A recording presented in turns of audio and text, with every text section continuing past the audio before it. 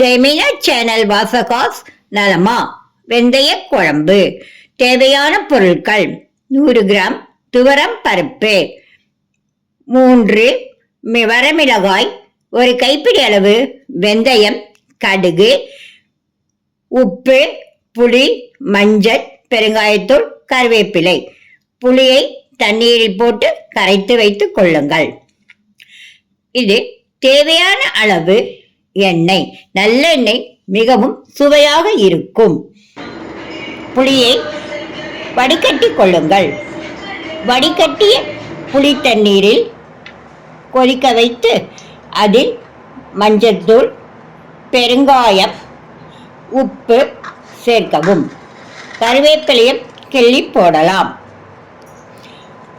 புளி எந்த அளவு கொதிக்கின்றதோ அந்த அளவிற்கு சுவை அருமையாக இருக்கும். அதாவது புளியோட வாசனை போகும் அளவுக்கு கொதிக்க வைக்கும்.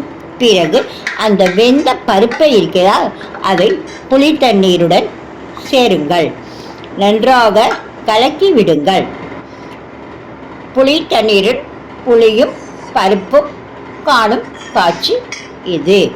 பிறகு ஒரு வாணலியில் எண்ணெயை எடுத்துக்கொண்டு அதில் 3 வரமிளகாய், வெந்தயம், கடுகு சேர்த்து நன்றாக தாளித்து குழம்பில் மேல் போடவும், அதாவது தாளிக்கவும்.